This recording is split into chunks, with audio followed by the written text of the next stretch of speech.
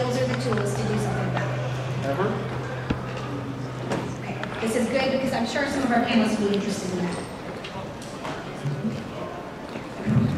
So, I'm trying to move this big podium. My name is Carrie Goldman, and I am going to first introduce my co-founder of the Anti-Bullying Coalition, Chase Masterson.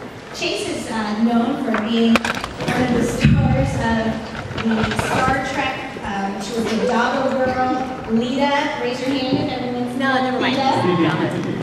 She also has done amazing work with kids and adults who have come out of games through a group called Homeway Industries, trying to help them find the hero within and find ways to go forward in their lives after they've had great and traumatic experiences.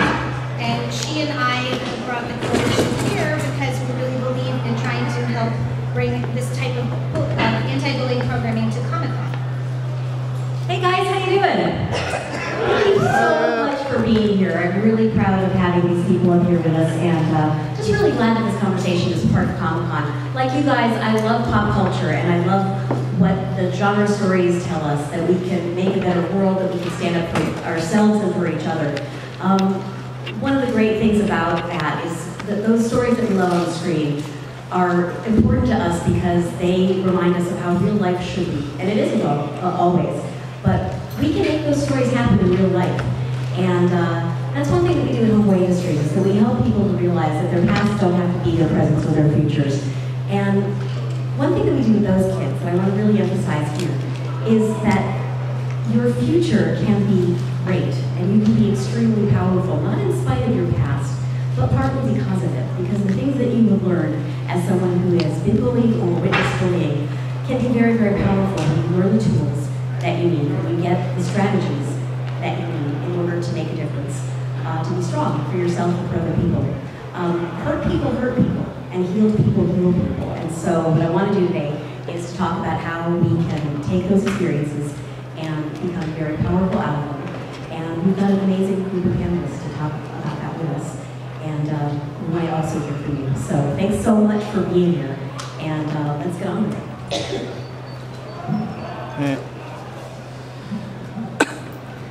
Okay. You guys are so polite. Yes, that's right. That's right. All right. So I'm going to introduce each of your panelists as I ask them a question, so that it'll be fresh in your mind who this awesome person is as they're talking. That's okay. Such a dork. It's okay. I introduced myself. So anyway, I'm going to start with Ashley Eckstein. Ashley, can you raise your hand and say hi to everyone? Ashley Eckstein was Ahsoka Tano in Star Wars: The Clone Wars. She was the voice talent. And she has gone on to start an amazing company called Her Universe, where she provides support and clothing and fandom for fangirls, not just a place where fanboys can go. Ashley, you say that your company, Her Universe, is two parts. 50% a merchandise line and 50% a community. How do you handle bullying in your own community? How do you prevent bullying from happening in your own community? Whether it's because someone is criticizing another person's body shape or size for clothes or other reasons. Well, that's true. Is this on? Okay. That's true. From day one when we started Her Universe, I said it's 50% a merchandise line, but more importantly, 50% a community. And you know, I've said it a lot, but I'll say it here today. I don't care if you come to Her Universe and never buy a single thing. What's more important to me is that you join the conversation. And to me, it's a place where, especially fangirls, because for so long, fangirls, they didn't really feel safe in this community. They felt like it was just a men and a boys club. And I also want to say that we're not here to say that sci-fi fantasy, that this world is just for girls. It's not just for girls, it's not just for boys, it's for everyone. It transcends gender. And I think we can see this on the floor, that, you know, it's almost equal. It's literally like 50-50, which is amazing. But, so to go back to what I was saying is more importantly, Her Universe, I want it to be a safe place where fangirls can step into the spotlight, be rewarded and celebrated.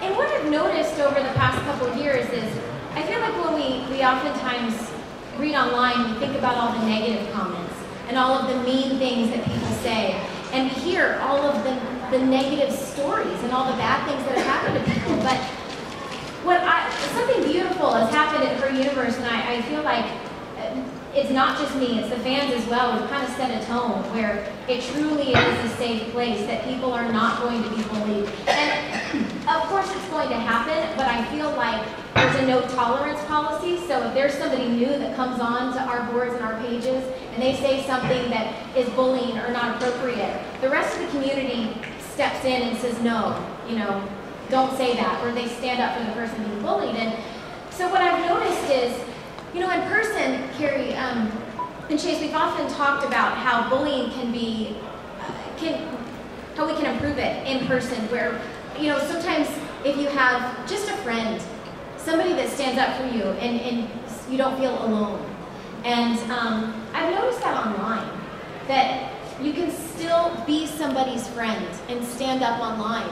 Sometimes it can be really scary just to post a comment, and you can feel so alone. It's like you're the kid sitting by yourself at the lunch table. But if you see somebody that is trying to strike up a conversation and is just happy to be there, write a comment. Start up a conversation with that person, because you don't know, that person could feel very alone and they're looking for companionship. They're looking for friendship. They're looking to be a part of the community. And that could be somebody that's being bullied. And interestingly, in a lot of interviews with students, we find that kids, when they're online doing their activities, that if they write something and there's a Facebook like of it, just one, it makes them feel a little safer. And to the opposite effect, if someone writes something mean or hateful, and you retweet it, or you like it, you are now part of the problem. You are no longer just an innocent bystander. You have no idea the power of just a couple words.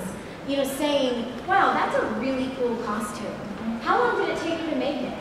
That could literally make that person's day and give them so much more confidence. And I'm going to call out somebody right now, but in the front row is a girl named Jonna Marie. Say hello. So hi, Jonna Marie. Hello. Jonna Marie she's inspired me so much, because we do something called Fangirl of the Day, and we nominate a different fangirl on our website every single day. And Jonna Marie goes on, and oftentimes she's the only person that comments, but she comments on every single girl. She reads their blog that day, and she makes that girl feel special. And I don't think you realize what you mean to each and every girl and what your comments mean to them. And I just encourage us all that we can use the power of social media for good, and we can use it in anti-bullying, and quit the stipulation of, oh, there's so many mean comments. Well, how about let's throw in a lot of nice comments. Thank you so much, Ashley. And thank you, Jonna Marie. Yeah.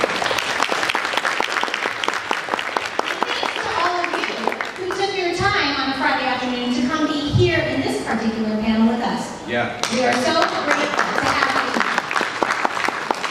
The next person I'm going to allow a question to is Joe Gatto. Joe, raise your hand.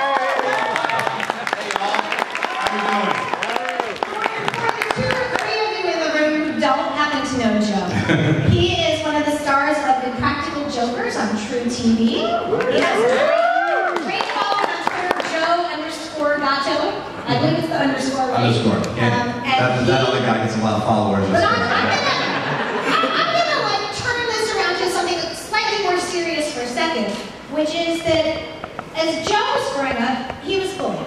He was picked on, he was bullied, he was taunted until junior year of high school. Something changed junior year of high school, which was that Joe took it upon himself to try and find a way to make the bullying stop by using humor. And whereas it worked, because he was able to make the people laugh who had given him a hard time, and they suddenly found him funny and stopped giving him a hard time, and whereas it is wonderful to have skills to use, Joe also has recognized as an adult that that was sort of a victim-blaming mentality where the onus was on him to become so funny or whatnot that the bullying and stuff. And so he actually doesn't subscribe to that theory. He wants the people who are the bullies to cut the crap. And he is here today to talk to you about why he thinks the onus of making bullying stop should be on the people that he refers to as the dickheads. Yes. My message is simple. Bullies are dicks. So if you know a bully, they're a dick. And if you are a bully, you're a dick. But me, you know, I was not always this cool cat that sits before you in this turquoise blue shirt. I was on the math meet.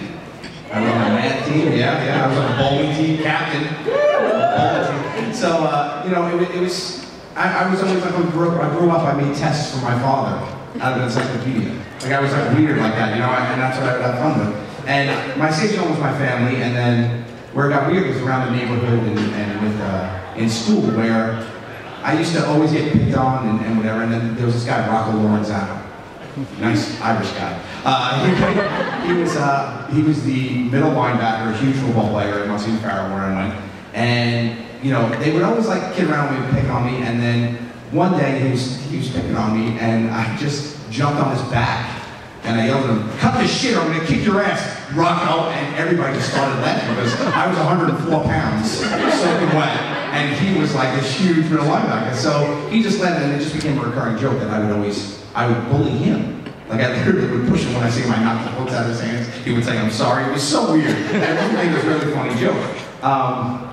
And then in hindsight, like now, I always, you know, with all the anti-bullying that's out there, you always hear about how it's the victim. It's very easy for the victim to feel like it's on them to change or on them to do something. Where it's true, it'll help you if you do take action, but a lot of people are victims because they're powerless, and a lot of people don't know how to do that. So for me, it's more like, my message is to the bullies, and my message to you guys is to, when you see bullying, to stand up for people that can't stand up for themselves. You know, it's really on the bully to change. It's not on someone to try to find a way to cope with it, because that's basically what I did. I found a way to cope with it. It was a fun way, you know, but there's a lot of people out there that can't cope. And now I don't have to deal with half the stuff that kids are dealing with now. You know, they didn't have the internet. You know, I was on AOL. That stuff, you know? Like, that's a whole different level of how this stuff goes. And to talk about your point earlier about how a nice comment online, it's so easy for the internet to be owned by haters. And it's so easy to flip the script and just become lovers on the internet.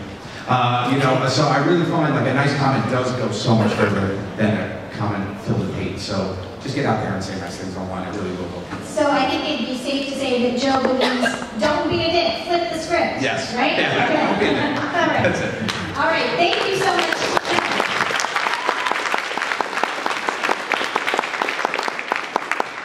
My next question is going to go to, well, we have two guys here who they work together and they're together, so I'm going to ask each of them a question, but I'm going to let them talk one after another. So everyone hears about the idea of being a hero. And here at Comic-Con, hero is an idea that we embrace and we love. These guys are actually trying to teach people how to be real-life heroes. And I'm going to start with Adam. I'll start with you. Adam Hartley. Adam believes that anti-bullying programs in schools don't work. And I'm here to tell you that the research supports that belief. Many schools have spent thousands of dollars supporting programs, such as one from a Norwegian model, where if you actually look at the statistics, they haven't reduced bullying. So, knowing that a lot of anti-bullying programming in schools is not working, how does this fit into your preference for pro-hero programming instead? Thank you, Carrie. You're welcome. Hey, everybody. How's it going?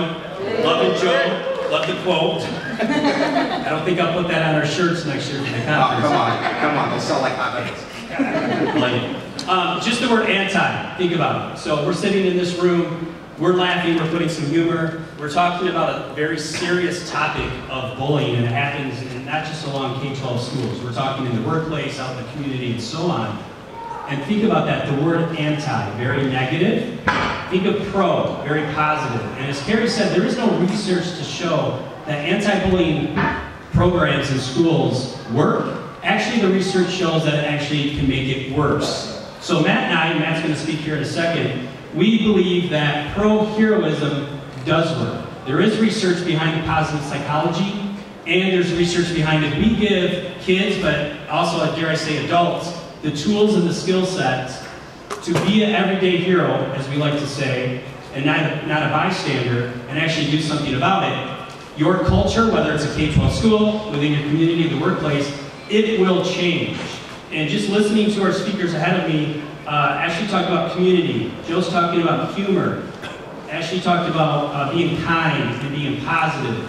Those play into what pro-heroism is all about. Those are the characteristics of what a hero is. When you step out, you take action. So I'll end it with this. I'm a former building principal, elementary and middle school, and former school administrator at central office. And as Carrie said, and Chase has alluded to, schools will throw thousands and thousands of dollars at an anti-bullying program because there may be a shock factor behind it, or maybe that the adults say, wow, this looks really good, let's bring this program in. But and here's a question for maybe the students in here to think about: does it work? Does it work? I see some heads shaking up here in the front row. And they're shaking no. And my experience in the school district has been that we, as the adults, will pat ourselves on the back and we can show that we spend a lot of money on these programs, but on the surface, it may look effective. When you dig deep down, are we giving students, are we giving teachers, are we giving the parents the skills so they can go out and practice be heroic, which means you're not being a bystander. And that's what Matt and the Hero Construction Company does. And he's going to talk a little bit about our conference and why we started that conference. So I guess to be simple, in Joe's case, what he needed was heroes. He didn't need an anti-bullying. He didn't need somebody or program to come in and say, quit picking on Joe. Because we all look at each other and we think, okay, what does that mean? What he needed, what his school needed, is somebody to come in and talk about, one, the research behind positive psychology and growth mindset. Meaning, if we say anti-bullying, in my experience, there's second and third graders that live their life feeling that they are a bully. Because ultimately, everybody in this room, we've been mean to somebody. We're human. But what we need to do is say, no, here, even though you were a bully on this day, guess what? You're going to wake up, you're going to come to school tomorrow, and it's a fresh start. This is how you act as a hero. And if you see this happening in the hallways or on the playground or in the locker room, it's not up to Joe, it is up to the bully, but it's up to the 50 other football players in that locker room to go up to the person picking on Joe and say, that's not right. We do not put up with that at our school. And if that would have happened, Joe may have still had that tagline, which we all love, but maybe he wouldn't have to jump on the back because all of us would have stuck up for him. So, pro hero. Studies actually show, Adam, that more than 50% of bullying behaviors stop in less than 10 seconds. If even one bystander takes heroic action, and heroic action might be as much as, let's say someone's picking on Chase here for something. A heroic action on my part might be me just walking up and saying, you're okay. You're okay. Sometimes it's as simple as stop laughing. Yeah, The person. that's right. If the person's not going to react anymore, they stop. Absolutely. I'm going to introduce now, again, Matt Langdon, who he has the Hero Construction Company, which he has put together for the purpose of teaching people how to be heroes. I'm going to have Matt talk to you about what the bystander effect is, because it plays a direct role in becoming a hero. Thank you very much, Carrie. Adam's started discussing it already, but the sentence I use in a lot of schools is that the opposite of a hero is not a villain, it's a bystander. And we, especially on days like this, we see a lot of heroes and villains out on the floor, and it's easy to get stuck in that idea that you're either a hero or a villain. But 90% of the population is not taking part in this bullying at all. And it's that 90% that has the power. So it may be that bullies are dicks, and, well, I mean, it is that bullies are dicks. That's a fact, actually. That is a fact.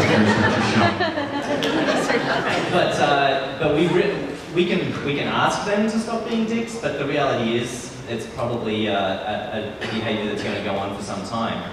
And again, it's a common thread here. It's when people stand up and do something about it that makes the change.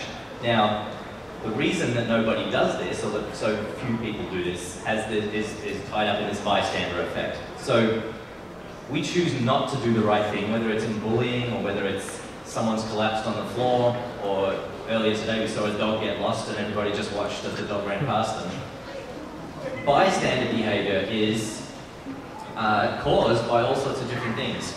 There's been a lot of research on the size of the crowd having an effect. So in a large crowd like this, there's less chance that somebody's actually going to step up and help, because you start putting the responsibility onto other people. You might say, well, if Adam had a collapsed on the floor, he'd say, well, someone up on the panel is going to help him. The people on the panel are saying, well, maybe there's a CPR trained person somewhere. You start making excuses for why you're not acting. There's also a lot of pressure to conform with the group, and especially in schools. You want to do what the group's doing, whether you know it's wrong or not. And again, psychology research, decades of it, has shown that this is the case. And so what we try to do in the Hero Construction Company is to give ideas on how to practice to be a hero. So how to overcome these pressures, because they're real, and they are the reason that we don't act. So you might, to break out of this crowd conformity, you might dress weird at school and get used to people looking at you and laughing at you. People that are used to that are more likely to step out of the crowd to help. You might start practicing doing little good things, and again, we've heard this, getting into the habit of giving a compliment each day is going to make you more likely to help when someone needs a bigger help. This practice of reaching outside of yourself is an incredibly important part of heroism. And a lot of the times, especially in schools, we see kids get into their own little world, and they're walking just to get from their locker to their classroom to their locker to their classroom, and they're not noticing what's going on around them. If you don't notice what's going on around you, you can't be in a position to help. So that's building empathy. There's a little social risk in paying someone a compliment, because you just don't know what their reaction is going to be. You don't know what they're going to think your intentions are. So these little actions can help develop this idea, this sense of heroism, so that when you do see someone who needs help, you do something about it. Whether it's standing up to the person and saying you need to stop, or whether, as Carrie said, it's taking that person who's copying the bullying away from the situation, asking them if they need help. All this stuff has risk involved, and that's an important part of heroism. There's no hero without risk. So that's all this stuff tied up into why we don't do the right thing. And I think just knowing about it and starting to do these little practices is what can change behavior and then ultimately change culture. Thank you so very much, both to Matt and Adam, for the work they do at the Hero Roundtable and the Hero Construction Company. They have a phenomenal conference, by the way, that Chase and I were at, and there's like 600 kids there. There's breakout groups. Different people talk about heroism. It was wonderful. I highly recommend it in Flint, Michigan next year. Okay, I am now going to turn to Eva Vega-Olds. Eva is here from the Anti-Defamation League, and the Anti-Defamation League has a long and rich history in standing up to bullying and hate and all kinds of discrimination. Eva, before there is prejudice and actual discrimination and hate, there comes bias. You at the Anti-Defamation League have worked with kids to show them that the words they use and the biases they have do not just affect the victim. For example, at school, if someone does something that you think is uncool and people respond with, "Don't be a retard," or "Don't be a fag," they're choosing words that have bias. Raise your hand if you've heard people at school just say, "Don't be a retard, don't be a fag." Right. That reflects a deep bias to begin with. So how do you work with kids to let them know that even the very word choices they use have a real effect on the world around them and society at large, not just on the specific victim? Well, thank you. Well, I just want to say that I'm rebounding from a illness, so I'm not trying to sound sexy. If it's working for you, okay. So ADL is 100, just some context. We're a 100-year-old civil rights organization that have been fighting bias and bigotry of all kinds for 100 years. Like since '85, we started the education arm, which does anti-bias education, talking about how bias, when unchecked, escalates to prejudice. When that goes unchecked, prejudice escalates to discrimination. And when that goes unchecked, violence and hate.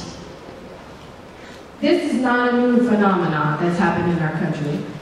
Youth did not create this. We inherited it. Notice how I'm just completing myself as part of the youth.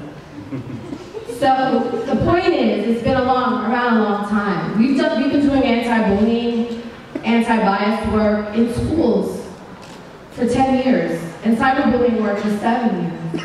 And we have found that it's morphed, that it looks different for youth today, and the experience among adults today looks different. Just because technology is different, you know, and the way schools are orchestrated are different. We used to be able to go walk to school. Now we get bused to school. You know, the people in our lives were the same 20 people in our class, and now that's no longer the case. And so there's a lot of community-oriented opportunities that youth have that they need to be guided in. And sometimes it just goes awry. I just want to say that I shared on Facebook that I was coming to Comic-Con. I was pretty stoked. I've never been to Comic-Con before. I have cousins in Puerto Rico who are very active in cosplay, and they participate in Comic-Con in Puerto Rico a lot, and they spend a lot of resources. And just some context, they're in their late 20s. They're twins, identical twins. One of them has MS. And one of the ways that they have stayed close and active and have community together is through the cos community. And they spend a lot of time and a lot of resources on their costumes. Anyway, so they're like in Puerto Rico, totally stoked that I'm coming here and I'm talking about bullying, and they sent me this message. And I wanted to read it to you because I'm like deeply proud of them, because they are like fierce women. I'm just gonna say that. And I'm their cousin, so I'm kind of biased, so there's good bias. So if you don't mind, you indulge me, I'll read it. And there's some words that I think are in Spanish, but I'm not sure. Because I don't know, just whatever, don't judge me. You ready? Okay, so hello, I'm trying not to be with Spanish accent. You are already. But I'm totally, all right. Okay, sorry. I'm so happy that you're talking about bullying in New York Comic-Con. We are cosplayers, and we've experienced being bullied also. We were targeted in a cyber site. We were dressed as anime gal. Is that anime in Spanish? Anime. Yeah. Okay, so anime. Oh God, I don't have my reading glasses on. Okay, in the cosplay community, people criticize the color. Okay, no. We were targeted in a cyber site. We were dressed anime, guri cosplay. All right, don't be judgmental. We were called Lucifer's daughters. In the cosplay community, the people criticize the color of your skin, weight, if you are short or tall. They make fun of your outfit. They don't see all the hard work you put in your cosplay, parentheses, craftsmanship. The cosplay world is for all ages and genders. I noticed the cosplay community, a female cosplayer, to be famous you have to show skin and skimpy outfits, not to be vulgar, titties and ass. To be a professional cosplayer, the skimpier the better. They don't see the hard work and the craftsmanship in your costume and props. Even your family criticize and bully you. We know that happens to us. They think it's phase. Some parents, they think that cosplay is weird and they want their kids to be normal. Their normal is to go to bars and hang out. They don't see that in their room learning, that they're in their room learning to sew and making their own props. They don't see their talent. To be a cosplayer is hard work. Some people are shy and use cosplay to come out of their shell.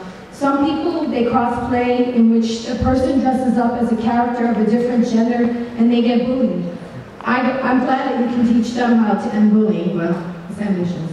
I wish you all success in the world to keep making a difference.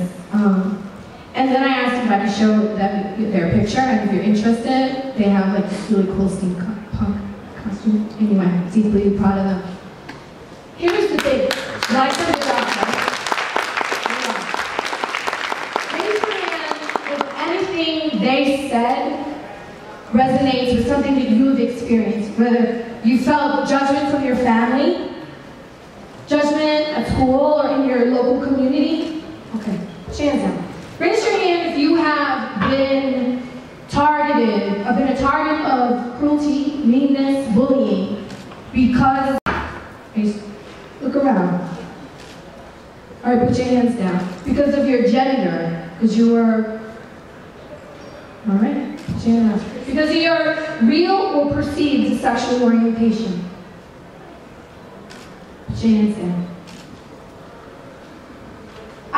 say that, you know, they're in Puerto Rico, this is going on in this beautiful island, and it's happening in the island of New York, too, right? It happens everywhere. And it's been happening a long, long time. As a civil rights organization, we look at the dynamic of bullying in a different way, in a nuanced way. And there's a lot of ways to look at it, right? But we look at bullying as both motivated by identity. You know, they're not cherry picking and being like you, they're gonna bully you, or they're gonna direct cruelty and meanness to you because you happen to be the hottest person in school. Some people say, well, that happens to me because I am the hottest person in school. But ultimately, cruelty can be in a lot of different ways. I had heard cruelty when I was walking through halls today. So I don't want us to like look at the football team or to the people with athletic prowess, though we know as a society that is very valued and creativity of this particular sort is undervalued or not understood.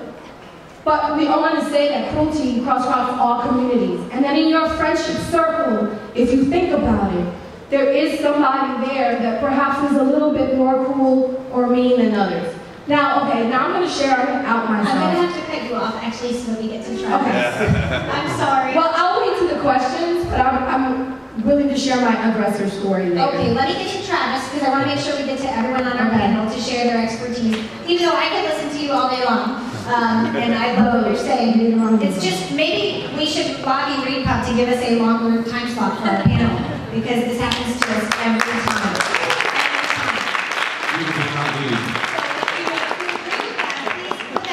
That this should be a 90-minute panel, not a 50-minute. Is there a panel after this one? Maybe we'll just stick around. I'm happy to stick around, but we don't want to bully anyone out of the room. So I'm going to, at this point, so rudely after cutting off dear Ava, introduce Dr. Travis Langley, psychologist and author of Batman and Psychology in a Dark and Stormy Night.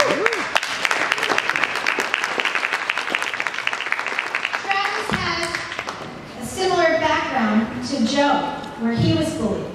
And with him, the bullying is something that he, to this day, doesn't often discuss.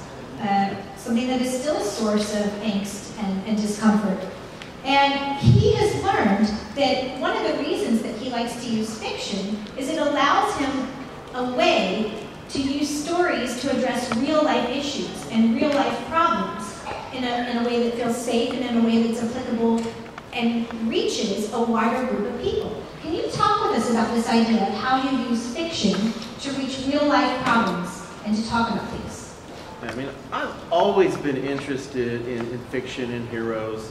And like Joe, my family was my safe zone. And for me, I mean, I was a happy little kid, but then I went to school and there were all these other people. And I was relentlessly teased and taunted. And for a number of different reasons. One like being, you know, the kid is going to be picked last on dodgeball, and that kind of thing.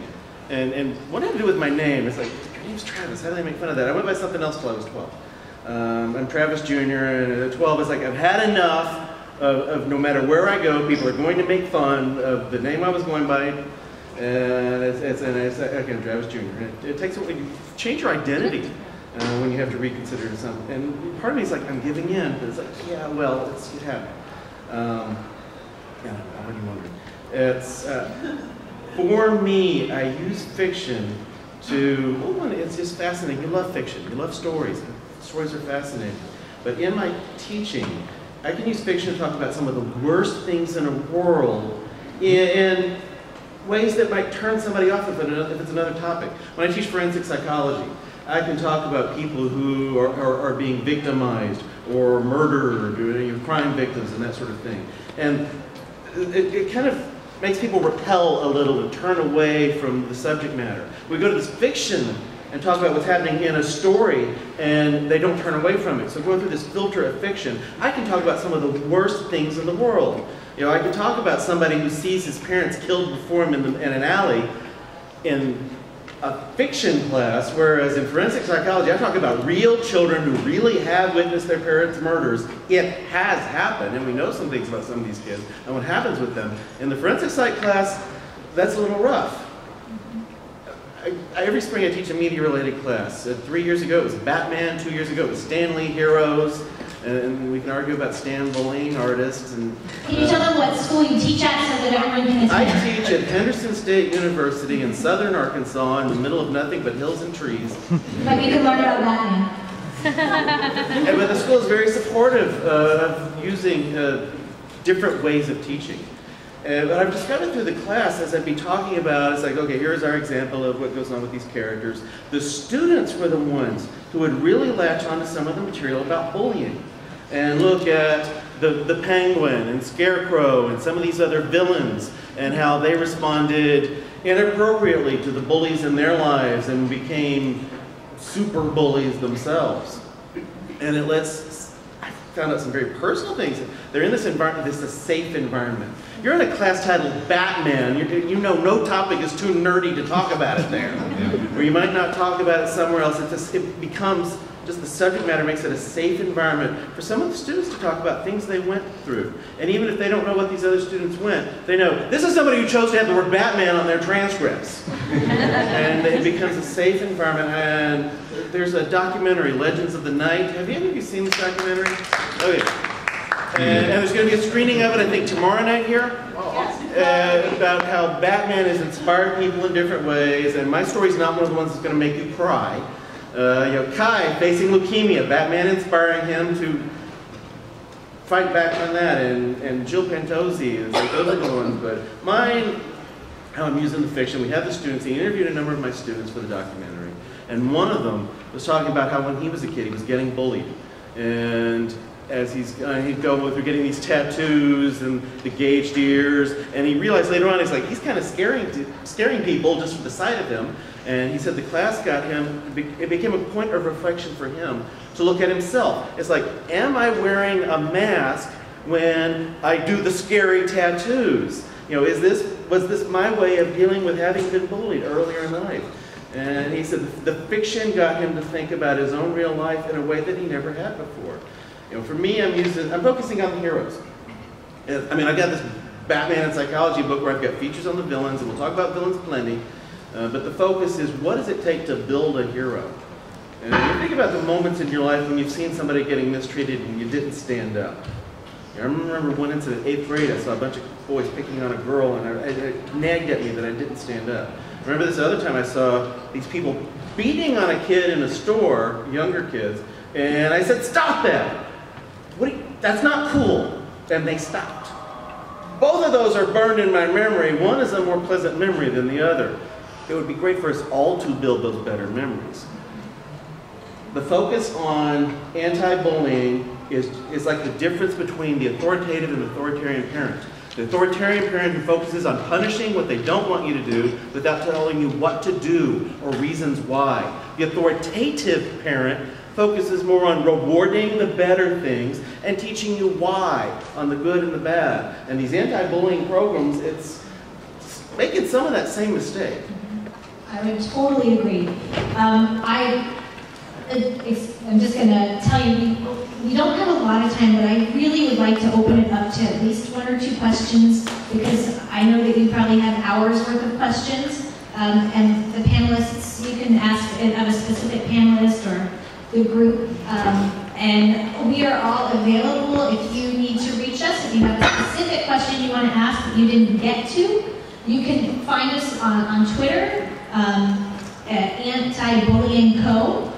You can come up to us afterwards. Yeah, I'll be waiting outside. Okay, great. I mean, find us so we can help answer what we don't have time to answer. So go ahead. Take a minute when we say goodbye just to make sure we go down the row and say everybody's names again, because these guys have ongoing, really, really great gems of wisdom and fun. And say our Twitter handles when we're going through here. That. That's often a good way to reach us. Yeah. Okay. Hello. Hello. Hi. Hello. In high school, in senior year, I endured a lot of bullying by teachers, by few teachers, and it really hurt me so bad that I've gotten fear of fear of authority figures. And because of that, whenever I would get a job, I would be really scared of the boss or anyone above me. And when I was in college, I was really scared of any professor I've ever had. And when I finally got accepted as a New York Comic-Con crew member, I was really happy. But a few days before that, I had a lot of panic attacks and anxiety coming into it. I'm doing fine right now, but how do you deal with this kind of stuff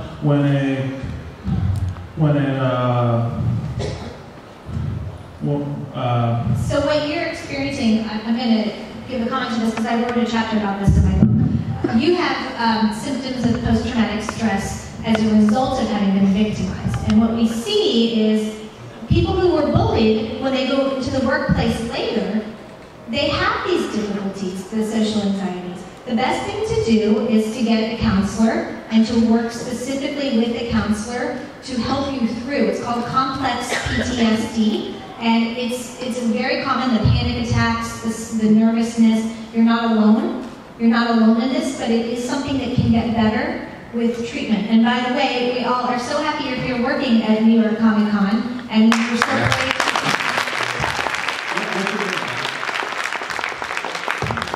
What's your name, sorry? Peter. Peter, good to meet you, man. Thanks so much.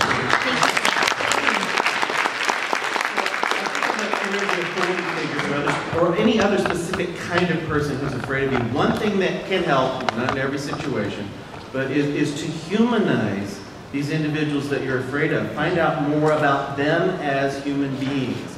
It's like, once students find out more about me as a person, or just see my office with the 90 Batmobiles in it, I'm suddenly less scary. Carrie? Or more scary. Hey, I just want to add, Peter, like Joe said, great job, man. Very brave to stand up here. And let that be a lesson to all of us here. I've been in the teacher's lounge. I've been walking on the streets, and we all hear those things. You know, the bully isn't just limited to somebody on the playground pushing you off the swing. And where the heroes come in and step up and take action is someone needs to step up and say, that's not how we treat people at this school, whether you're a student or an adult. So Peter, you're very brave, and let that be a lesson to all of us. Next time you're sitting in a room and you see somebody say something harsh or make fun of somebody, be that hero. Step up and say, no, we're not going to put up with that. Thank you. I just wanted to say thank you again for that, Peter. And that was a classic example of some of the wisdom that's in Carrie's book. And I just want to say that because it's a fantastic resource. What Carrie just did is apply Peter's real life situation to some of the knowledge that she has. Carrie is an award-winning author. Her book is Bullied, What Every Parent, Teacher, and Kid Needs to Know About Ending the Cycle of Fear. And it's part of the reason that we started this coalition, that Carrie is a fantastic author, and that the book has helped a lot of people. Carrie speaks regularly in schools and other public speaking situations, and her book again is out by HarperCollins, and it's Bullied, What Every Parent, Teacher, and Kid Needs to Know About Ending the Cycle of Fear. I can't recommend it enough. Although maybe I should change the title to Don't Be a Dick, Be a Heroic. New York Comic-Con character, right? Don't be a dick, be heroic. Okay, next question. My nephew is in ninth grade now. He's being bullied badly, and he's been since grade school. And it's very emotional for me because it's bringing up all the bullying that I got when I was a kid. And the one thing I wish I could go back in time and do is just be, stand up for myself and start swinging. And even if I go down, just to know that I swung instead I hit in the library. And I've been preparing myself to have this conversation with him away from his parents. And they just do it. Just start swinging and stand up for yourself. And who cares if you get suspended? Because 30 years from now, that's it. So, am I saying talk me out of this right now? I don't know. What do you have to say to that? Ed would like to answer that. So, we find that in schools. it's the last straw, right? It's like your last ditch effort is to swing on. But this is all cultural, right? We come into a society where, you know, it's a cycle where, you know, when we try everything, we want to go put the hands on people, but what that does is interject a different kind of violence into a community that is already verbally violent or socially violent, and the physical violence doesn't necessarily change the path, the tide. And so what I would say is I understand the feeling of wanting to do that, but I think what you might be able to help your nephew with, and by the way, the fact that you're standing here as this powerful aunt that wants to do something about it is just gorgeous and beautiful.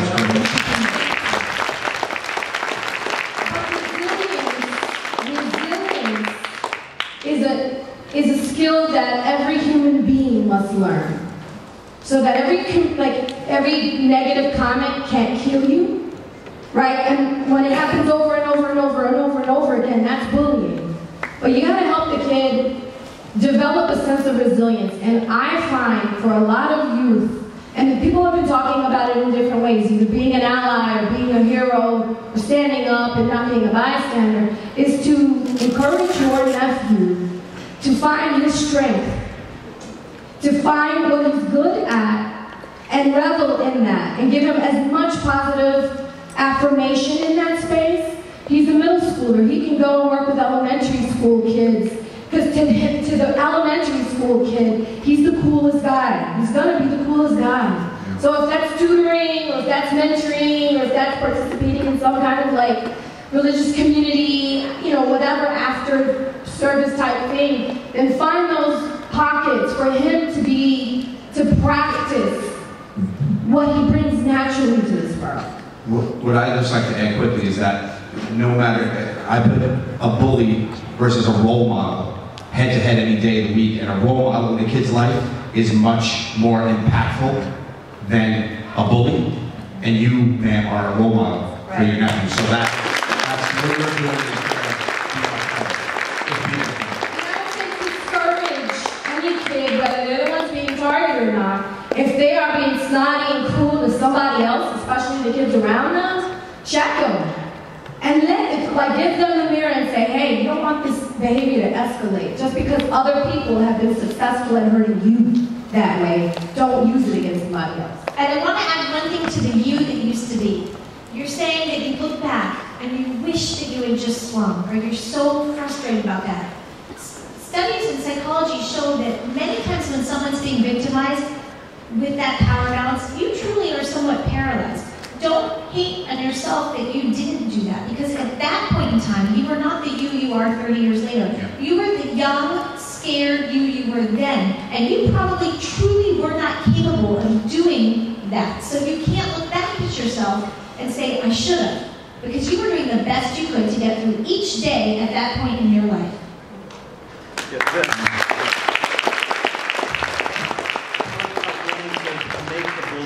There's something I've said sometimes regarding Batman that's incomplete. I've made this comment that Batman's the part of us that wants to scare all of life's bullies away and make them hurt. Okay, and there's some truth in that, but that's not all there is to it. Or the Punisher would be the one who's the big thing, not Batman. It's also, we want somebody to sense that somebody, even if we're not strong enough to stand up, that somebody in the dark can stand up and help us. And I think that's the enduring popularity. Okay, so we're getting the time's up signal. We're getting the time's up signal. Wait, we're going to each go down and just say our Twitter handle, okay? So that you can write down if you want to find any of this. I'll start. Mine is at Carrie M. Goldman. At Chase Masterson, and our coalition is at Anti-Bullying Co. Sorry about the name.